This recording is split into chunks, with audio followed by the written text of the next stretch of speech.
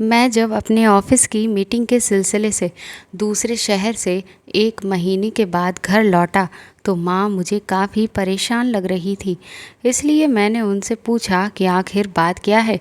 तो वह मुझसे कहने लगी कि तुम्हें तो पता है कि 1 हफ्ते पहले अनुष्का का जन्मदिन था। वह अपने जन्मदिन की पार्टी करके जब से लौटी है तब से वह अपने कमरे में ही घुसी हुई बैठी है। ना तो वह ठीक से खा पी रही है और ना ही वह मुझसे कोई बात कर रही है। मुझे तो समझ ही नहीं आ रहा कि अच्छी खासी वह हंसती खेलती हुई अपने जन्मदिन की पार्टी को मनाने के लिए गई थी, लेकिन जब से लौटकर वहाँ से आई है उसे न जाने ऐसा क्या हो गया है कि जैसे उसे कोई सदमा सा लग गया हो या जैसे कोई भूत देख लिया हो। मैंने तो उससे कई बार पूछने की कोशिश की तो वह बस हर बार यही कहने लगती है कि मेरी तबीयत ठीक नहीं है। मैंने उससे पूछा कि आखिर तेरी तबीयत को हुआ क्या है, तो कहने लगी कि बस मुझे थोड़ी सी थकान है जिस वजह से हल्का बुखार है। लेकिन 1 हफ्ता होने को जा रहा है पर उसकी तबीयत में अब तक कोई सुधार नहीं हुआ। डॉक्टर को भी दिखाने नहीं गई।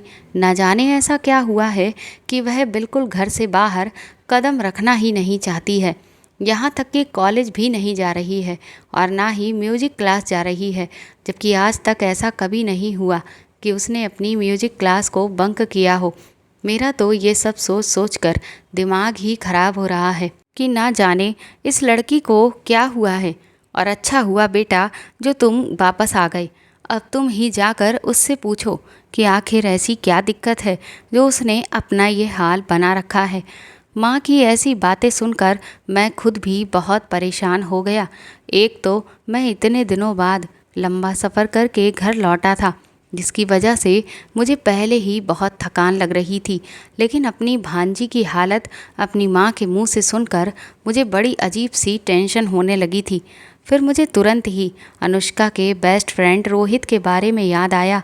मैंने माँ से कहा कि इस हफ्ते में रोहित उससे मिलने तो आया ही होगा। माँ ने कहा यही तो बड़ी अजीब बात है कि आज तक कभी ऐसा हुआ नहीं कि रोहित इतने दिनों तक घर पर ना आया हो, लेकिन इस बार जन्मदिन की पार्टी के बाद वह भी एक बार भी अनुष्का से मिलने के लिए नहीं आया। और मुझे तो ऐसा लगता है कि शायद दोनों की फ़ोन पर बात भी नहीं हुई है। इसीलिए तो मैं और भी ज़्यादा घबरा रही हूँ। या फिर ऐसा क्या हो गया है, हो ना हो मुझे तो ऐसा लग रहा है कि शायद इन दोनों के बीच में ही बहुत बड़ा झगड़ा हो गया है जिसकी वजह से वह अंदर ही अंदर परेशान है और हम लोगों को कुछ भी बता नहीं रही है। और इसीलिए तो रोहित भी उससे मिलने नहीं आया, वरना अनुष्का की तबीयत ठीक ना हो और रोहित उसे देखने तक ना आए, ऐसा तो हो ही नहीं सकता। ये सब सुनने के बाद मैं तुरंत ही अनुष्का के कमरे में गया।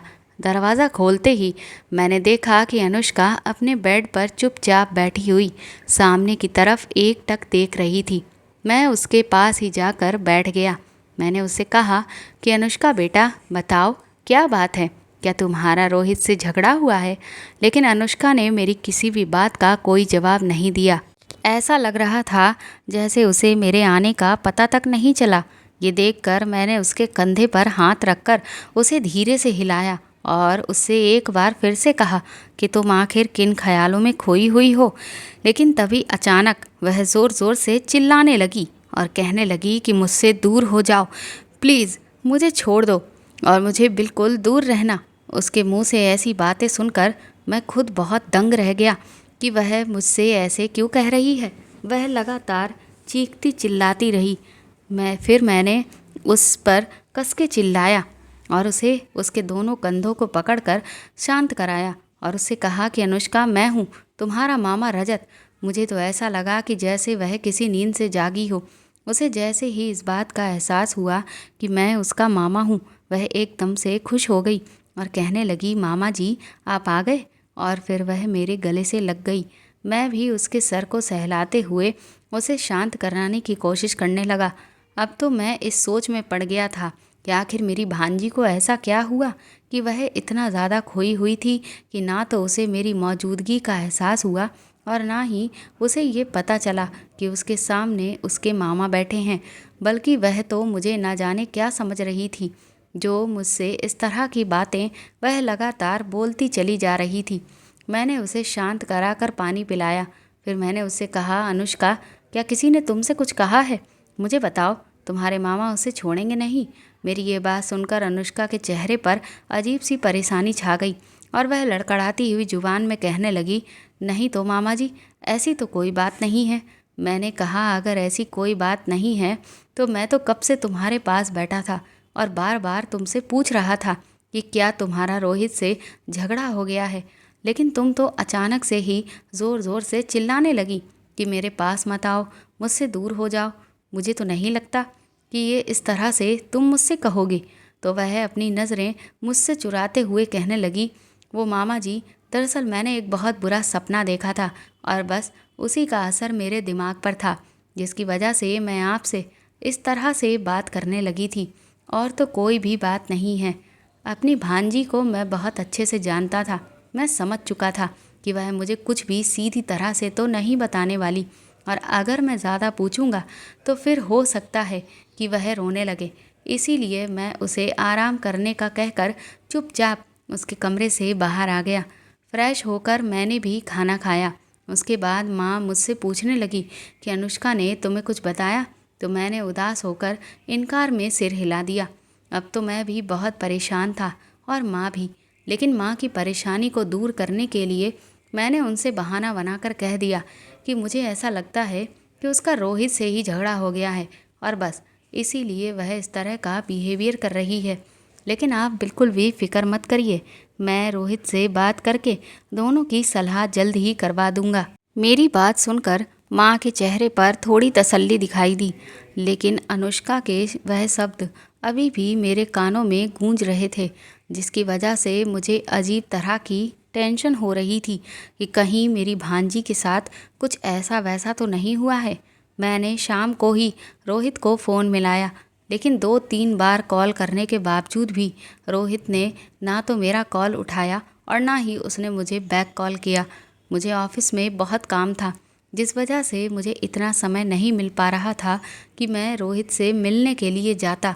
लेकिन अनुष्का की हालत देखकर मैं चाहे घर पर रहता या फिर ऑफिस में, लेकिन हर वक्त मैं एक उलझन और परेशानी में डूबा रहता।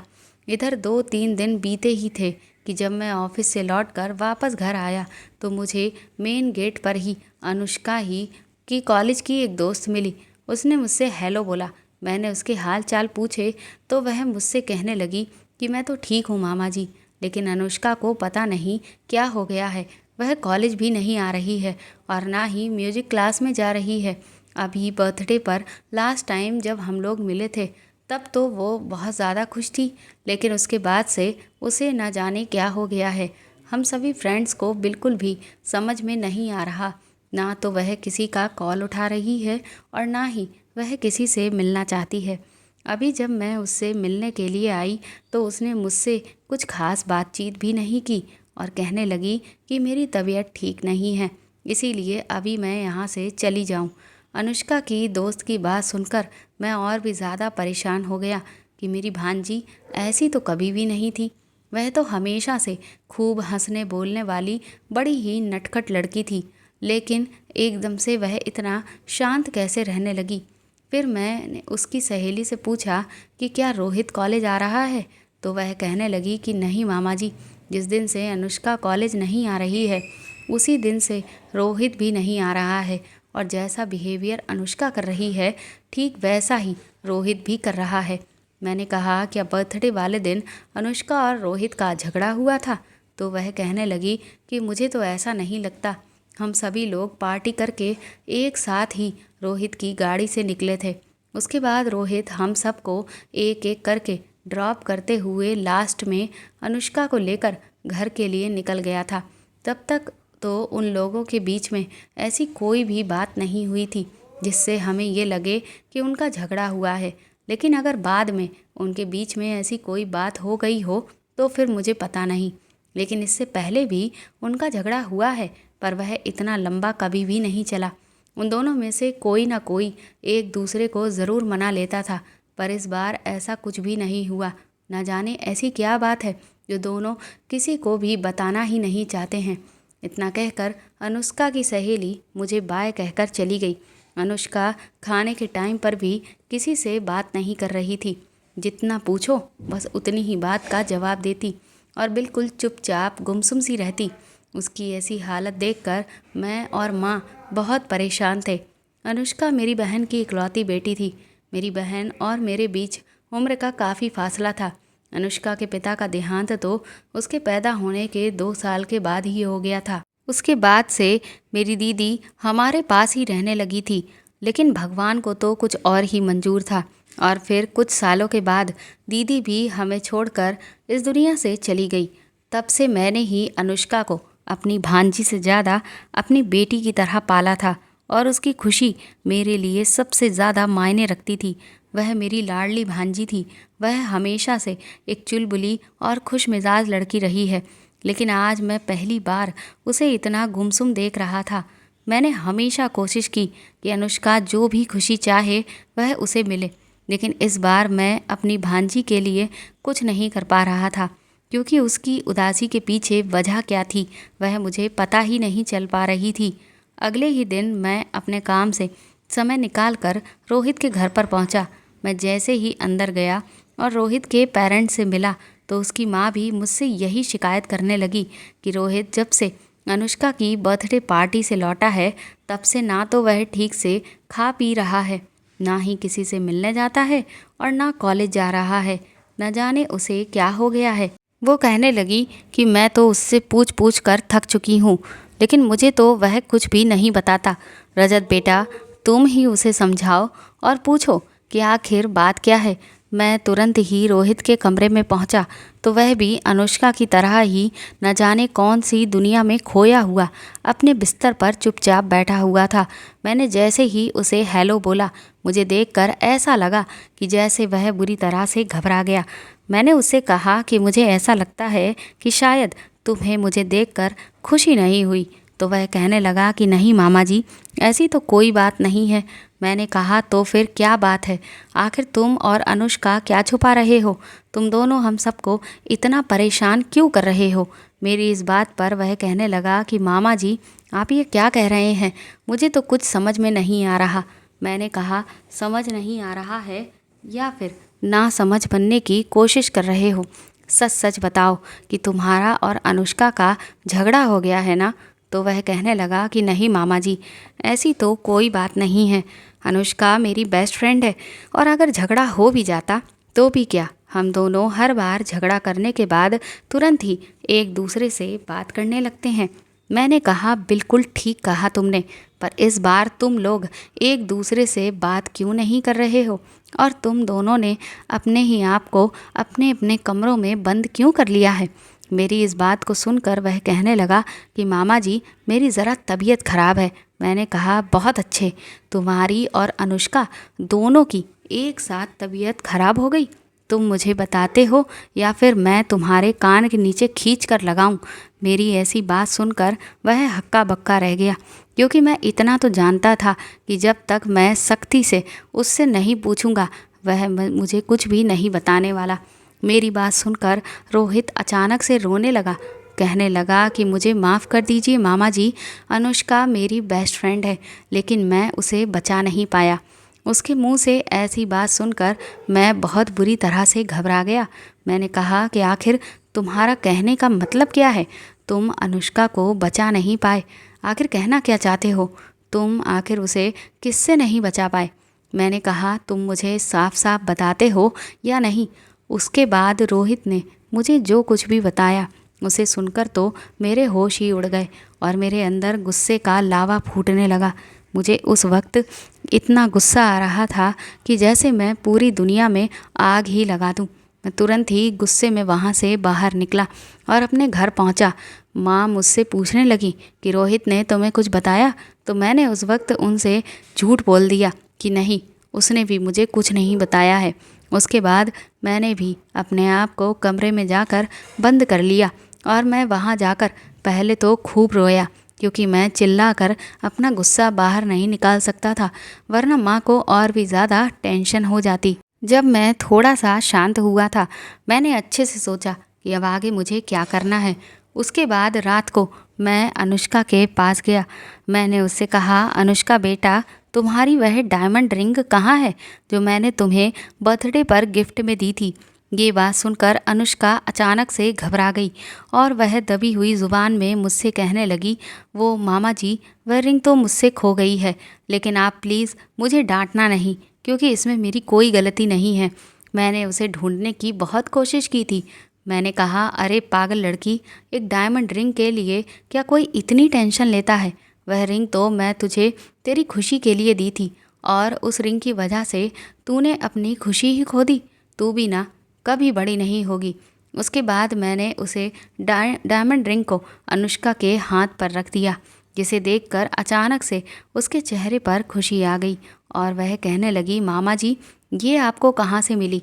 मैंने कहा कि ये मुझे रोहित ने दी है। रोहित का नाम सुनकर अनुष्का के चेहरे पर एक बार फिर से उदासी छा गई। फिर वह कहने लगी, कि आप रोहित से मिले थे, तो क्या रोहित ने आपसे कुछ कहा है। मैंने कहा कि वह मुझसे क्या कहेगा, उसने मुझे बस ये रिंग दी थी। उसने कहा कि ये रिंग उसकी गाड़ी में कहीं पर गिर गई थी। जब बाद में उसे मिली तो उसने मुझे वापस कर दी और कहा है कि अनुष्का को दे देना, क्योंकि अनुष्का इसे लेकर बहुत ज़्यादा परेशान थी। मैंने कहा, देखो बेटा, अब तो तुम्हें ये रिंग मिल गई है ना, तो तुम अब अपने मामा जी की खातिर एक प्यारी सी स्माइल दे दो और जल्दी से ठीक हो जाओ। मेरी बात सुनकर अनुष्का ने मुझे गले से लगा लिया और कहने लगी, मामा जी, अब आप इस दुनिया के सबसे अच्छे मामा हो। काफ़ी दिनों के बाद मैंने अपनी भांजी के चेहरे पर मुस्कान देखी थी। अगले ही दिन मैं अपने एक दोस्त के पास गया जो पुलिस डिपार्टमेंट में था। मैंने उससे एक जगह की सीसीटीवी फुटेज निकलवाने के लिए कहा, जिस जगह पर अनुष्का बर्थडे की रात को पार्टी से लौटते समय रोहित के साथ उसकी गाड़ी में रुकी थी। मेरे दोस्त ने कहा कि वहाँ की सीसीटीवी फुटेज निकालने में अभी 3-4 दिन का टाइम तो लग ही जाएगा। मैंने उससे कहा, कोई बात नहीं, लेकिन जितना जल्दी हो सके उतनी ही जल्दी तुम मुझे वह फ़ोटोज़ दिखा देना। 2-3 दिन के बाद ही उसका मेरे पास कॉल आया और फिर उसने मुझे जो फ़ोटोज़ दिखाई, उसे देखकर मैं समझ गया था कि रोहित ने मुझसे जो कुछ भी कहा है वह सब पूरी तरह से सच था। मेरे दोस्त ने पूछा कि आखिर मामला क्या है, तो मैंने उससे कहा कि जो भी बात है वह मैं तुझे बाद में बताऊंगा, क्योंकि मैं ये बहुत अच्छे से जानता था कि कानून को सबूत चाहिए और मैं सबसे पहले सबूतों को इकट्ठा करना चाहता था। इसीलिए उस सीसीटीवी फुटेज में दिखने वाले लोगों की तस्वीरें मैंने अपने दोस्त को दिखाकर पूछा कि क्या तुम इनमें से किसी को जानते हो, पर उसने तो पूरी तरह से इनकार कर दिया। वह मुझसे बार बार पूछ रहा था ये आखिर बात क्या है, तुम मुझे बता क्यों नहीं रहे हो, पर मैंने उस वक्त उससे कुछ भी नहीं कहा। लेकिन ये देखकर मैं बहुत परेशान था कि मेरा दोस्त पुलिस डिपार्टमेंट में होते हुए भी उन दोनों आदमियों को पहचान नहीं सका। लेकिन आखिर ये कैसे हो सकता है, क्योंकि वह दोनों तो थे ही पुलिस वाले ही। फिर एक पुलिस वाला दूसरे पुलिस वाले को कैसे नहीं पहचान पाता। माना दिल्ली शहर बहुत बड़ा है, लेकिन फिर भी कभी ना कभी तो एक दूसरे से मिलना जुलना हो ही जाता है। फिर मुझे लगा कि हो सकता है अभी तक ये लोग आपस में ना मिले हों, इसीलिए मेरा दोस्त इन दोनों पुलिस वालों को नहीं जानता हो। पर मैंने सोच लिया था कि मैं इन पुलिस वालों का पता हर हाल में लगा कर ही रहूँगा, जिसके लिए मैंने अपने उस दोस्त को भी बोल दिया था। करीब 3 दिन के बाद जब मैं ऑफिस से घर लौट कर आया तो माँ ने मुझसे कहा कि मैं उन्हें अपने साथ मार्केट लेकर जाऊं, क्योंकि उन्होंने अपने कुछ कपड़े सिलने के लिए डाले थे और वह 3 दिन के बाद ताऊ जी की बेटी की शादी में शामिल होने जा रही थी। मैंने उनसे कहा कि आप एक काम करिए, आप अनुष्का को भी अपने साथ लेकर चली जाइए, क्योंकि जब वह नई जगह पर जाएगी और वहाँ हंसी खुशी का माहौल होगा तो उसका दिल भी बहल जाएगा और हो सकता है कि उसकी तबीयत भी वहाँ पर जाकर पूरी तरह से ठीक हो जाए। माँ ने कहा कि मैं तो उससे बहुत बार कह चुकी हूँ, लेकिन वह तो मेरे साथ चलने के लिए तैयार ही नहीं है। उसके बाद मैं माँ को लेकर मार्केट चला गया।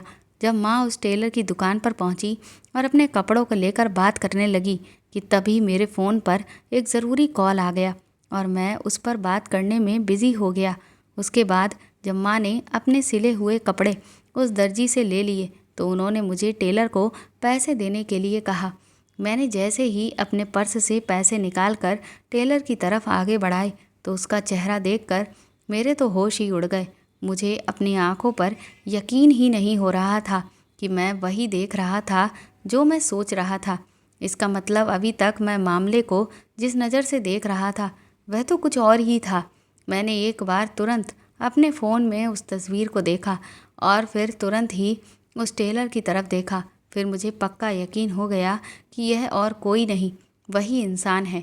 वह टेलर मुझे अपनी तरफ ऐसे घूरता हुआ देखकर कहने लगा, क्या हुआ साहब, क्या कोई भूत देख लिया? मैंने उस वक्त गुस्से में उससे कुछ भी जवाब नहीं दिया क्योंकि मेरे साथ में माँ थी।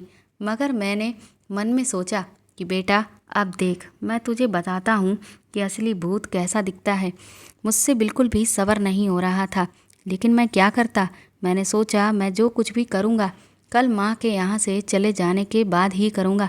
मैं जैसे तैसे करके अनुष्का को भी समझा बुझाकर माँ के साथ शादी में भेज दिया और अगले दिन सुबह ही मैं तुरंत ही उस टेलर की दुकान पर पहुँच गया। मैंने उससे कहा कि दरअसल मेरे एक दोस्त के यहाँ पर शादी है और उसके घर की जितनी भी महिलाएं हैं वह सब आपसे ही अपने कपड़े सिलवाना चाहती हैं, क्योंकि उनके सामने मेरी माँ ने आपकी सिलाई की बहुत तारीफ़ की है। कम से कम उसके घर में 30 से 35 महिलाएं हैं जो आपको अपने कपड़ों का ऑर्डर देना चाहती हैं। तो अगर आप मेरे साथ चलकर ही उनका वहीं पर नाप ले लेते हैं तो बहुत अच्छा होगा, क्योंकि इतनी सारी लेडीज़ों का यहाँ पर एक साथ आना मुमकिन नहीं है। मेरी बात सुनकर वह टेलर बहुत ज़्यादा खुश हो गया और इतने बड़े ऑर्डर के लालच में वह तुरंत ही मेरे साथ गाड़ी में आकर बैठ गया। जैसे ही वो गाड़ी में बैठा मैंने उसे पानी ऑफ़र किया।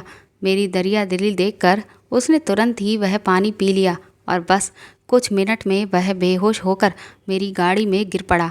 फिर मैं उसे एक सुनसान जगह पर ले गया और वहाँ पर मैंने उसे पहले तो अच्छे से बांधा। उसके बाद उसे होश में लाकर मैंने उसकी जमकर पिटाई की और उसे इतना पीटा कि जब तक मैं खुद भी नहीं थक गया था। वह मुझसे बार बार लगातार पूछे जा रहा था कि आखिर मैंने उसकी इतनी पिटाई क्यों कर रहा हूँ, लेकिन मैंने उसे जानबूझकर नहीं बताया कि मैं उसे इस कदर तकलीफ़ क्यों दे रहा हूँ। आखिर इस सब के पीछे वजह क्या है, बल्कि मैं उसे तब तक पीटता रहा जब तक कि उसकी जान उसके हलक में आकर नहीं अटक गई। फिर वह मेरे सामने बुरी तरह से गिड़गिड़ाने लगा कि मैं उसे छोड़ दूँ, अगर मुझे रुपए चाहिए या कुछ और भी चाहिए तो वह सब कुछ मुझे देने को तैयार है।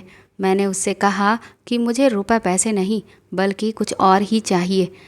इस पर वह कहने लगा कि तुम्हें जो भी चाहिए मैं तुम्हें हर हाल में दे दूँगा, लेकिन बस तुम मुझे यहाँ से जाने दो। उसके बाद मैं अपने फ़ोन को निकाला और उसमें पड़ी हुई एक तस्वीर को उसे दिखाते हुए कहा कि मुझे इस इंसान का पता चाहिए। उस तस्वीर को देखते ही उसके चेहरे का रंग ही उड़ गया।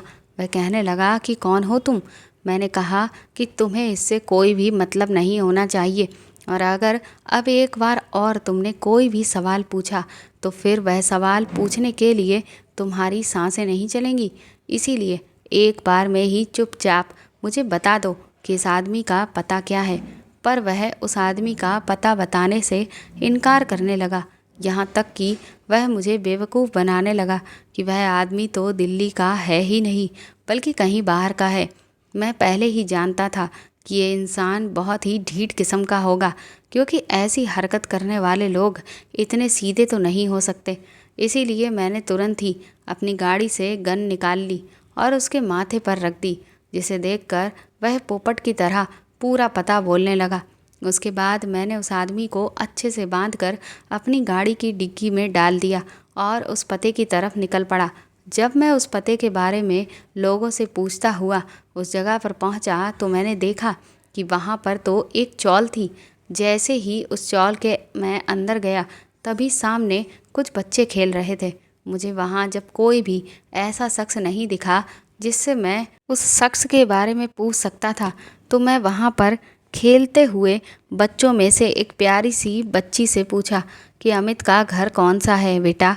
तो वह मुझसे कहने लगी कि वह तो मेरे पापा हैं। ये देखकर मैं शॉक्ड रह गया कि जिस इंसान की खुद की एक लड़की हो, वो भी इतनी प्यारी बच्ची, वह इस तरह की गिरी हुई हरकत कैसे कर सकता है। मेरे अंदर अभी भी बहुत गुस्सा भरा पड़ा था, लेकिन उस बच्ची का मासूम चेहरा देखकर मेरा दिल पिघलने लगा। मुझे उस बच्ची पर बहुत तरस आने लगा कि उसे भगवान ने एक ऐसा घटिया बाप की बेटी बनाकर पैदा किया है। लेकिन अब मैं भी क्या कर सकता था, मैं मजबूर था। कहते हैं ना कि कभी कभी माँ बाप के किए की सज़ा बच्चों को भुगतनी पड़ती है। वह बच्ची मासूम थी, पर उसे नहीं पता था कि उसके बाप की करतूत का बदला अब मैं उससे लेने वाला हूँ और उसके साथ वह करने वाला हूँ जिसके लिए मेरा ज़मीर और मेरा दिल मुझे बिल्कुल भी गवाही नहीं दे रहा था। मैं तुरंत ही उसे लेकर उसके घर पर पहुँच गया तो मैंने सामने अमित की पत्नी को देखा। थोड़ी ही देर में मैंने अपनी मीठी मीठी बातें करके अमित की पत्नी को ये यकीन दिला दिया कि मैं अमित का बहुत अच्छा दोस्त हूँ और काफ़ी दूर से उससे यहाँ पर मिलने के लिए आया हूँ। उसकी पत्नी ने मेरी बात पर पूरी तरह से यकीन कर लिया। इस वजह से तुरंत ही मैं जाकर उस बच्ची के लिए कुछ खाने पीने का सामान भी ले आया और एक प्यारी सी गुड़िया भी। उसके बाद मैंने अमित की पत्नी से कहा कि वह अमित को फ़ोन करके घर पर बुलाए और उससे कहे कि मैं उससे मिलने आया हूँ। उसकी पत्नी ने जब अमित को बताया कि उसका एक दोस्त उससे मिलने आया है तो वह बहुत हैरान होकर कहने लगा कि आखिर ऐसा कौन सा दोस्त है जो इतनी दूर से मुझसे मिलने आया है। ये बात तो मुझे पहले ही पता थी कि वह ये बात सुनकर दौड़ा चला आएगा। वो जैसे ही घर में घुसा और उसने मुझे देखा, उसने मुझे पहचानने से इनकार कर दिया। अब अमित की पत्नी भी हक्की बक्की रह गई। वह अपनी पत्नी पर चिल्लाने लगा कि किसी भी अनजान को तुम बिना पूछताछ घर में बिठा लेती हो। तुम्हारे पास दिमाग नाम की कोई चीज़ नहीं है। क्या पता ये कौन है, कहीं ये कोई चोर तो नहीं। ये देखकर उसकी पत्नी बुरी तरह से डर गई और कहने लगी कि लेकिन ये तो आपके बारे में काफ़ी सारी बातें बता रहे थे। मैंने अमित के करीब जाकर कहा कि अरे अरे, अगर मैं चोर हुआ भी तो तुम्हें किस बात का डर है। तुम तो एक पुलिस वाले हो और तुमसे तो उल्टा चोर खुद ही डरते होंगे। मेरे मुंह से पुलिस वाला शब्द सुनकर अमित के हाथ पैर कांपने लगे और उसकी पत्नी भी हैरानी से मेरी तरफ देखने लगी। मैंने कहा, भाभी जी, आपको नहीं पता आपके पति पुलिस वाले हैं। फिर मैंने एक ज़ोरदार हंसी हंसी। मैंने कहा, अरे वाह, तुमने अपने प्रोफेशन के बारे में अपने घर वालों को भी नहीं बता रखा है। अच्छा बताइए भाभी जी, आपके पति पुलिस वाले नहीं तो फिर कौन है। पर वह कहने लगी कि ये पुलिस वाले तो नहीं हैं, ये तो नगर निगम में काम करते हैं। मैंने चिल्लाते हुए कहा, झूठ, आप झूठ बोल रही हैं। मैं बुरी तरह से चीखने लगा। मेरे इस तरह से चीखने चिल्लाने से अमित की पत्नी और उसकी बच्ची डरने लगे थे। मैंने कहा कि ये पुलिस वाला है। अमित शायद समझ चुका था कि मैं उसे पुलिस वाला क्यों कह रहा था। उसे किसी डर का अंदेशा होने लगा, इसीलिए वह मुझ पर हावी होने की कोशिश करने लगा और मुझे धक्का देकर घर से बाहर निकालने लगा। मैंने भी उसके 2-3 खींच कर रख दिए, लेकिन फिर उसने मेरे सर पर पास में रखा हुआ एक फ्लावर पॉट मार दिया, जिससे मेरे सर से खून निकलने लगा। ये देखकर उसकी बच्ची और पत्नी बुरी तरह से घबरा गए, पर मैं हार मानने वालों में से नहीं था। मैंने तुरंत ही पास में पड़ा हुआ एक डंडा उठाया और उससे अमित को इतना कस के मारा कि वह बुरी तरह से लंगड़ाने लगा। उसकी पत्नी उसे बचाने की पूरी कोशिश कर रही थी। वह जैसे ही बाहर जाकर लोगों को बुलाने के लिए भागी, मैंने तुरंत ही अपनी गन निकालकर उसकी बच्ची के ऊपर तान दी। ये देखकर उसकी पत्नी दंग रह गई। मैंने कहा कि अगर तुमने एक कदम भी बाहर निकाला या किसी को भी बुलाने की कोशिश की तो तुम्हारी बच्ची आज जिंदा नहीं बचेगी। वो मेरे आगे हाथ जोड़कर रोने लगी कि मैं उसकी बच्ची को छोड़ दूं और पूछने लगी कि आखिर मैं उन लोगों के साथ ऐसा क्यों कर रहा हूं और मैं कौन हूं। मैंने कहा कि मैं कौन हूं ये तो मैं बाद में बताऊंगा, लेकिन पहले तुम्हारा पति तुम्हें बताएगा कि मैं तुम लोगों के साथ ऐसा क्यों कर रहा हूं। उसके बाद मैंने अमित की पत्नी से उस आदमी के हाथ पैर बंधवाए और उसकी पत्नी और बच्ची को अपने अगल बगल बिठाया और हाथ में गन लेकर उसकी बच्ची पर तान दी। वो दोनों लगातार बुरी तरह से रो रहे थे।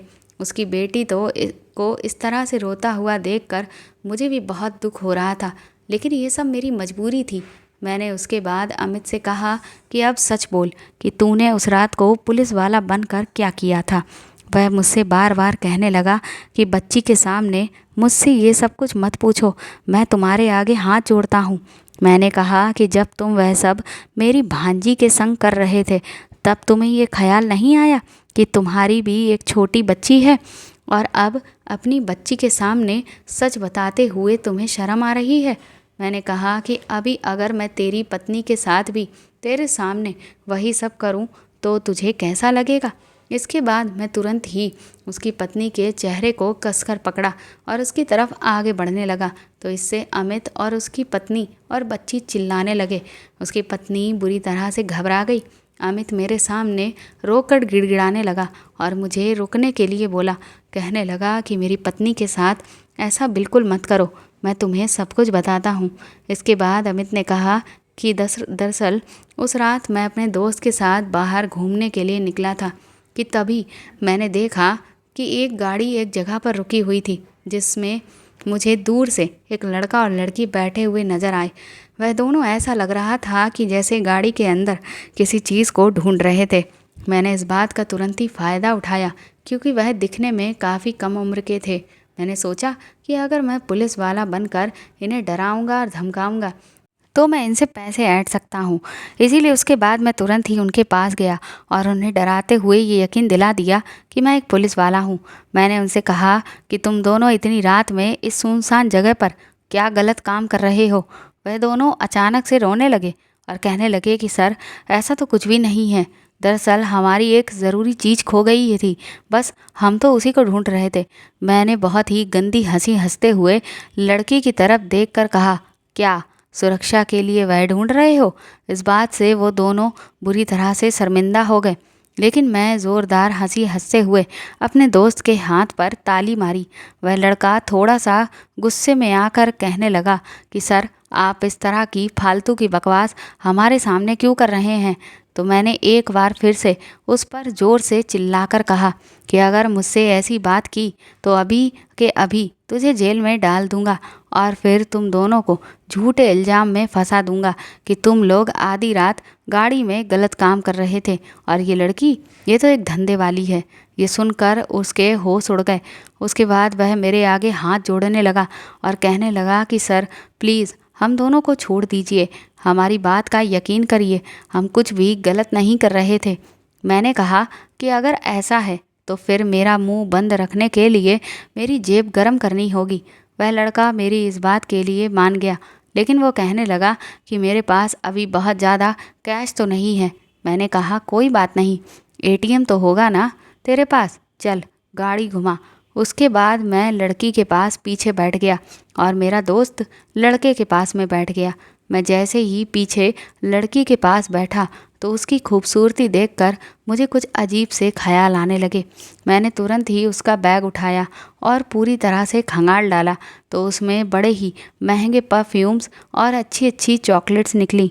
मैंने उस लड़की को ज़बरदस्ती करके चॉकलेट खिलाने की कोशिश की, लेकिन वह तो बस रोए ही चली जा रही थी। लेकिन उस वक्त मेरे सर पर उसे देखकर जुनून सा सवार था। जब उस लड़के ने एटीएम पर जाकर गाड़ी रोकी तो मैंने अपने दोस्त को उस लड़के के साथ भेज दिया, पर वह लड़का उस लड़की को अकेले छोड़कर जाने के लिए बिल्कुल तैयार ही नहीं था। तो मैंने उसे डराया कि अगर तू अभी के अभी नहीं गया तो फिर मैं तुम दोनों को फंसा दूंगा, जिससे वह एक बार फिर घबराया और तुरंत ही मेरे दोस्त के साथ एटीएम में चला गया। उसके जाते ही मैंने अंदर से गाड़ी का दरवाज़ा बंद कर लिया और लड़की से बात करने की कोशिश करने लगा। लड़की के मैं जितना करीब जाने की कोशिश करता वह उतना डर रही थी और सहम रही थी। मैं उसे समझा रहा था कि वह मुझे एक बार, लेकिन वह मुझे से डरती ही चली जा रही थी। वहाँ पर कोई नहीं था, इसलिए मैं सोच रहा था कि कुछ नहीं तो मैं उसे एक बार गाल पर ही सही। इसीलिए मैं अपने इरादों को पूरा करने के लिए उसकी तरफ आगे बढ़ा, लेकिन जैसे ही मैं आगे बढ़ा वो घबरा कर पीछे हटने लगी। लेकिन मैं पीछे नहीं हटा। उसने मेरे गाल पर एक खींच कर तमाचा मार दिया और वह बुरी तरह से फूट फूट कर रोने लगी। मैं फिर से संभला और तुरंत ही मैं उसकी तरफ फिर से आगे बढ़ा, लेकिन तब तक उसका दोस्त घबराकर गाड़ी के बाहर आ गया और वह गाड़ी का दरवाज़ा खुलवाने के लिए बुरी तरह से चीखने चिल्लाने लगा। मेरे हाथ से एक बहुत अच्छा मौका निकल गया था, लेकिन मजबूरन मैंने गाड़ी का दरवाज़ा खोल दिया था। वो बोला, मैं आपको पैसे दे रहा हूँ ना, फिर आप मेरी दोस्त के साथ अंदर क्या कर रहे थे? मैंने उससे कहा कि मुझसे ज़्यादा बकवास करने की ज़रूरत नहीं है। मेरा वहाँ से जाने का मन तो नहीं कर रहा था, लेकिन मेरे दोस्त ने धीरे से मेरे कान में कहा कि देखो, अब हमें पैसे मिल चुके हैं और इसीलिए अब हमें यहाँ से चलना चाहिए, क्योंकि अगर असली पुलिस यहाँ आ गई तो फिर हम लोगों को लेने के देने पड़ जाएंगे। इसीलिए लड़की का चक्कर छोड़ दो और तुरंत ही यहाँ से निकलो। और फिर मजबूरन मुझे वहाँ से निकलना पड़ा।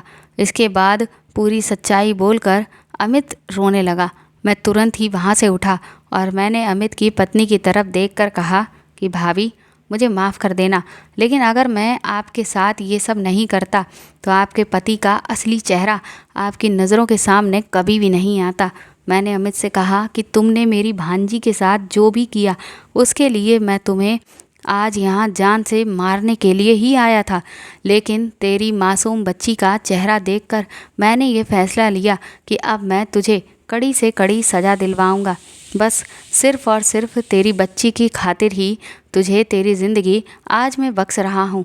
मैंने तुरंत ही अपने दोस्त को बुलाकर अमित और उसके दोस्त को पकड़वा दिया और सबूत के तौर पर मैंने पहले ही अपनी शर्ट के बटन में स्पाई कैमरा लगा लिया था, जिससे कि जब अमित अपने जुर्म को कबूल करे तो मैं उसका पूरा का पूरा वीडियो रिकॉर्ड कर लूँ। और फिर वही रिकॉर्डेड वीडियो मैंने अपने दोस्त को दे दिया। अगले ही दिन माँ और अनुष्का ताऊ जी की बेटी की शादी से वापस आ गए थे।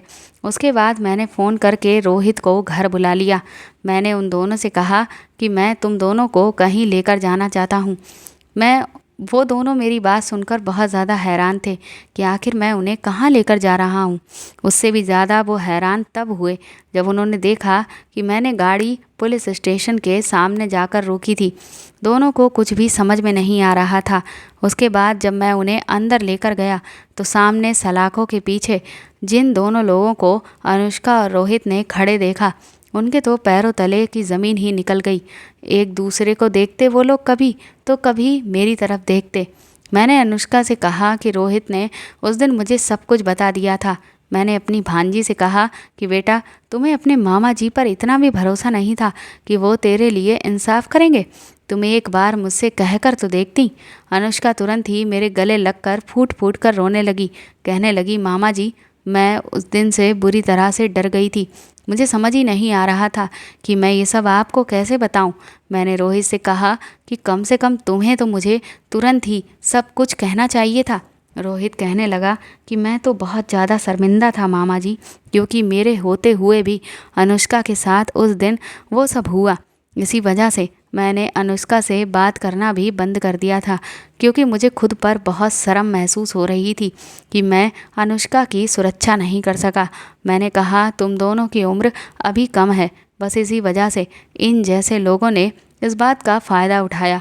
और एक सच और आज मैं तुम्हें बताता हूँ कि ये दोनों कोई पुलिस वाले नहीं हैं। ये सुनकर तो वह दोनों हैरान रह गए। मैंने कहा, हाँ, तुमने सही सुना। इन्होंने तुमसे झूठ बोलकर पैसे ऐंठे। इन्होंने सोचा कि अगर ये तुम्हें पुलिस वाला बनकर नहीं दिखाएंगे तो तुम लोग इनके झांसे में आकर इन्हें पैसे नहीं दोगे। उसके बाद मैं अनुष्का और रोहित को लेकर घर आ गया।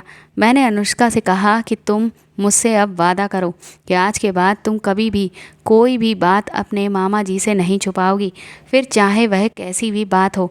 और हाँ, कभी भी किसी से डरने की कोई ज़रूरत नहीं है, क्योंकि इस दुनिया में ऐसे लोग भरे पड़े हैं जो दूसरों के डर का फ़ायदा उठाकर अपना काम निकलवाते हैं।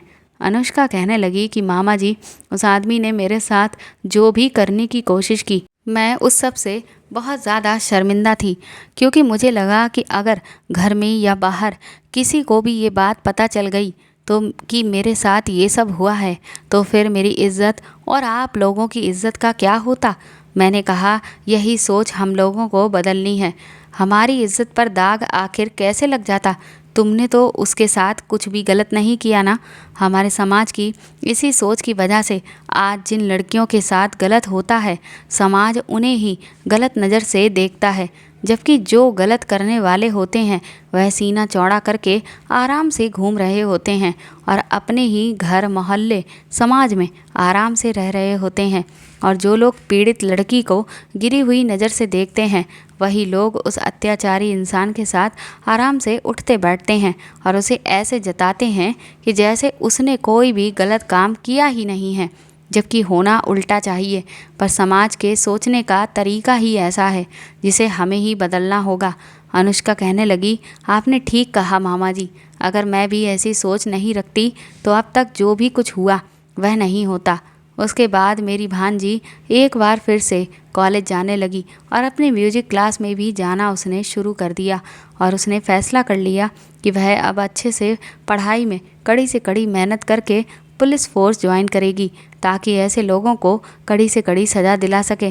कुछ टाइम के बाद उन दोनों ही आदमियों को सज़ा हो गई और आज वह अपने किए हुए की गुनाह की सज़ा भुगत रहे हैं। तो दोस्तों, आपको मेरे द्वारा लिखी हुई ये कहानी कैसी लगी, प्लीज़ हमें कमेंट करके ज़रूर बताएं और इस कहानी को ज़्यादा से ज़्यादा शेयर और लाइक करके मेरे चैनल को सपोर्ट करें। साथ ही अगर आप चाहें तो मुझे सुपर थैंक्स भी खरीद कर दे सकते हैं। सुपर थैंक्स का ऑप्शन आपको इस वीडियो के नीचे दिए हुए सभी ऑप्शंस में दिख जाएगा, जो कि हार्ट शेप में बने हुए डॉलर के साइन के तौर पर है। और अगर आप मेरे चैनल पर नए हैं तो सब्सक्राइब करके बेल आइकन को ज़रूर दबा दीजिएगा, ताकि आगे भी मैं आपको ऐसी ही अच्छी कहानियाँ सुनाती रहूँ। Thank you.